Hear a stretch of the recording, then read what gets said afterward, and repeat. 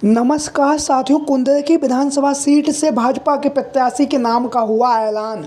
जी हां, आज हम बात करेंगे क्योंकि कुंदरकी की जो विधानसभा सीट है उसको लेकर आज हम अपनी इस वीडियो में बात करने वाले हैं, जहां पर आप लोगों को पता है जो लोकसभा का जो चुनाव है वो संपन्न हो चुका है। और इस लोकसभा के चुनाव पे जहाँ पर समाजवादी पार्टी के मुखिया अखिलेश यादव जी के द्वारा एक बेहतरीन प्रदर्शन किया गया। बेहतरीन प्रदर्शन करने के साथ ही साथ अखिलेश यादव जी ने समाजवादी पार्टी को देश की तीसरी सबसे बड़ी पार्टी बनाया और उसके साथ ही साथ उत्तर प्रदेश की पहली बड़ी पार्टी बनाया जिसके सबसे ज़्यादा सांसद उत्तर प्रदेश से जीतकर सदन में पहुंचे हैं। वहीं पर हम बात करेंगे, जैसा कि आप लोगों को पता, भारतीय जनता पार्टी ने भी इस बार के चुनाव में अपना दमखम लगाया, लेकिन उत्तर प्रदेश में भारतीय जनता पार्टी का जो नेतृत्व होने के साथ ही साथ जो उत्तर प्रदेश में भारतीय जनता पार्टी को करारी हार मिली है उसको लेकर कहीं ना कहीं भारतीय जनता पार्टी आत्ममंथन कर रही है। आत्ममंथन करने के साथ साथ लगातार योगी जी और मोदी जी लगातार जो उत्तर प्रदेश में जो लोकसभा सीटों में जो रुकावट आई उसको लेकर लगातार विचार विमर्श कर रहे हैं। और लगातार अब यहाँ पर उत्तर प्रदेश में, जहाँ पर आप लोगों को पता है 10 विधानसभा सीटों पर अब उपचुनाव होने जा रहा है, जहाँ पर लोकसभा के चुनाव में समाजवादी पार्टी और भारतीय जनता पार्टी दोनों ने ही लगभग 14 विधायकों को और अपने मंत्रियों को टिकट दिया, जिसमें से 9 विधायक और मंत्री जीतकर लोकसभा में पहुंच चुके हैं। और लोकसभा में पहुंचने के साथ ही साथ एक जो सीट है वहाँ से समाजवादी पार्टी के जो विधायक थे उनके ऊपर 7 साल की सज़ा सुना दी गई है, तो एक सीट ऐसे रिक्त हो गई है। तो इस तरह से 10 विधानसभा सीटों पर उपचुनाव होने जा रहा है। उन्हीं 10 विधानसभा सीटों में से एक जो विधानसभा सीट है वो कुंदरकी की विधानसभा सीट है, जहाँ से आप लोगों को पता है जियाउल रहमान यहाँ से 2022 में विधानसभा के चुनाव में अखिलेश यादव जी ने इन्हें टिकट दिया और टिकट देने के साथ ही साथ कुंदरकी की विधानसभा सीट से इन्होंने रिकॉर्ड मतों से विजयश्री भी प्राप्त की है। लगभग 10 से 11 हज़ार वोटों से 2022 के चुनाव में कुंदरकी की विधानसभा सीट से जो जियाउल रहमान यहाँ से जीते हुए हैं। और जैसा कि आप लोगों को पता, समाजवादी पार्टी जो कुंदरकी की विधानसभा सीट है वहाँ पर हमेशा ही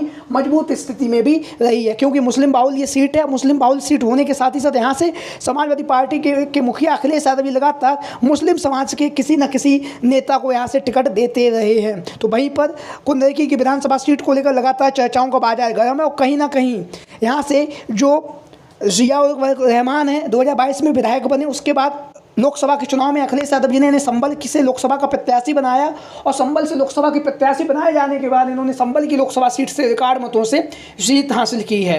जीत हासिल करने के साथ ही साथ जियाउल रहमान ने कुंदरकी विधानसभा सीट से अपना इस्तीफा दे दिया है और इस्तीफा देने के साथ ही यहाँ पर विधानसभा उपचुनाव होना संपन्न हो चुका है। विधानसभा उपचुनाव में कहीं ना कहीं भारतीय जनता पार्टी यहाँ से जीतना जरूर चाहेगी, क्योंकि 10 विधानसभा सीटों पर उपचुनाव होने जा रहा है। और जो उत्तर प्रदेश में जो लोकसभा के चुनाव में जो भारतीय जनता पार्टी का जो प्रदर्शन रहा है उस प्रदर्शन को अच्छा करने के लिए कहीं ना कहीं भारतीय जनता पार्टी 10 विधानसभा सीटों में ज़्यादा से ज़्यादा सीटें जीतना चाहेगी। तो आज हम बात करेंगे कुंदरकी की विधानसभा सीट को लेकर लगातार पार्टी का आला कमान बैठकें कर रहा है, प्रत्याशी को लेकर चर्चाएँ भी चल रही हैं और लगातार चर्चाओं की बाजार गर्म है। तो सबसे पहले बात करेंगे यहाँ से जो प्रत्याशियों के जो नाम की दावेदारी की जा रही है उसमें से पहला नाम है रामवीर सिंह। रामवीर सिंह, जैसा कि आप लोग देख रहे हैं, 2012 और 2017 दोनों बार यह यहाँ से चुनावी मैदान में उतरे और एक बार 12,000 वोटों से इन्हें करारी शिकस्त मिली 2017 में, और उसके बाद 2012 के चुनाव में 17,000 वोटों से यहाँ से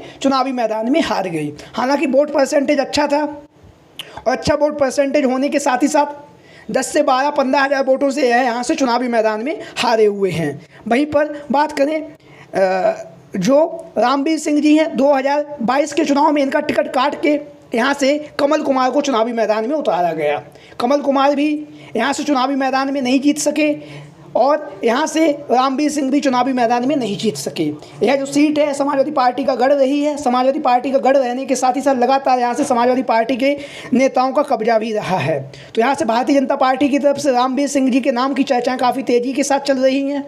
लगातार रामवीर सिंह जी जनसंपर्क का जो कार्यक्रम है वो कर रहे हैं, लगातार क्षेत्र भ्रमण भी कर रहे हैं, लोगों से मिल रहे हैं, लोगों की समस्याओं को सुन रहे हैं, लोगों की परेशानी भी सुन रहे हैं। लगातार क्षेत्र के जो भ्रमण का कार्यक्रम है वो कर रहे हैं। कुंदरकी की विधानसभा सीट से मजबूती के साथ अपनी दावेदारी पेश कर रहे हैं। दावेदारी पेश करने के साथ साथ लगातार पार्टी के आला कमान से भी लगातार संपर्क बनाए हुए हैं रामवीर सिंह जी, जो यहाँ से पूर्व में 2 बार प्रत्याशी रह चुके हैं भारतीय जनता पार्टी के 2012 में और 2017 का चुनावी मैदान यहाँ से लड़ चुके हैं। और उसके साथ ही साथ रामवीर सिंह जी के अतिरिक्त में यहाँ से जो चर्चाएँ चल रही हैं वो ये भी है कि यहाँ से इस बार जो भारतीय जनता पार्टी किसी मुस्लिम कैंडिडेट को भी चुनावी मैदान में उतार सकती है। हालांकि उस मुस्लिम कैंडिडेट को लेकर अभी नाम का ऐलान नहीं हुआ, नाम की चर्चाएँ चल रही हैं। वहीं पर यहाँ पे एक और जो नाम चल रहा है वो है कमल कुमार जिन्हें आप लोग देख रहे हैं 2022 के चुनाव में है भारतीय जनता पार्टी के टिकट से चुनावी मैदान में उतरे और चुनावी मैदान में उतरने के साथ ही साथ इन्होंने यहाँ पर मत हासिल किए, लेकिन यह 10,821 वोटों से यह चुनावी मैदान में हार गई। तो एक बार पुनः यहाँ पर जब विधानसभा उपचुनाव होने जा रहा है तो विधानसभा के उपचुनाव में कमल कुमार के नाम की भी चर्चाएं काफ़ी तेज़ी के साथ चल रही है।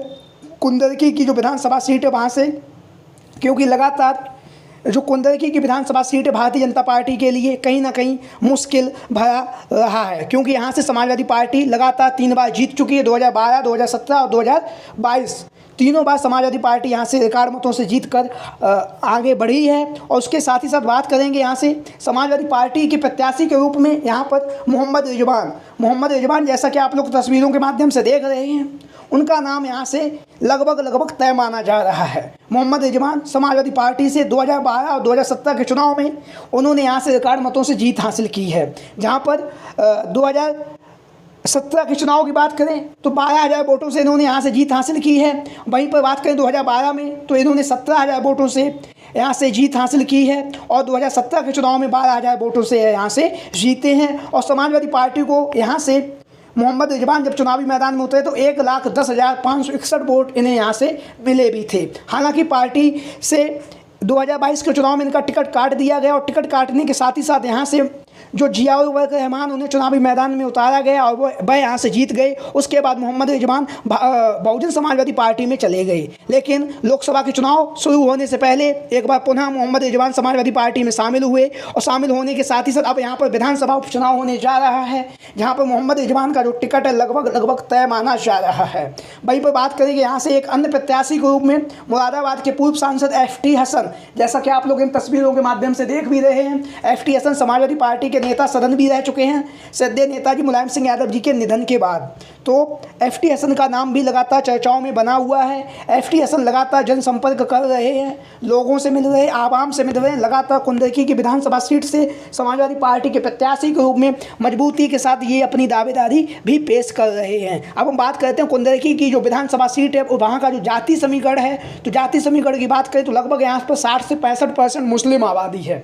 मुस्लिम आबादी होने के साथ ही साथ यहाँ पर 35% हिंदू आबादी भी है और उसके साथ में ही मुस्लिम बहुल क्षेत्र होने के साथ में अखिलेश यादव यहाँ से हमेशा से ही मुस्लिम समाज के प्रत्याशी को चुनावी मैदान में उतारते रहे हैं। लेकिन इस बार भारतीय जनता पार्टी भी कहीं ना कहीं किसी मुस्लिम समाज से ही किसी को प्रत्याशी बनाए जाने की खबरें चल रही हैं, क्योंकि भारतीय जनता पार्टी लगातार सेंधमारी का कार्य कर रही है और कहीं ना कहीं जो मुस्लिम समाज का जो एक वोट बैंक है जो एक मुश्त समाजवादी पार्टी में जाता रहा है, उस वोट बैंक को तोड़ने के लिए भारतीय जनता पार्टी यहाँ से किसी मुस्लिम कैंडिडेट को भी चुनावी मैदान में उतार सकती है। तो आप लोगों की क्या राय है? सभी साथी कमेंट बॉक्स के माध्यम से अपनी राय जरूर दें। इसके साथ ही साथ जो भी साथी चैनल पर आज पहली बार आए हैं वो चैनल को सब्सक्राइब करें, वीडियो को लाइक करें। वीडियो को अंत तक देखने के लिए आप सभी का बहुत बहुत धन्यवाद एवं आभार।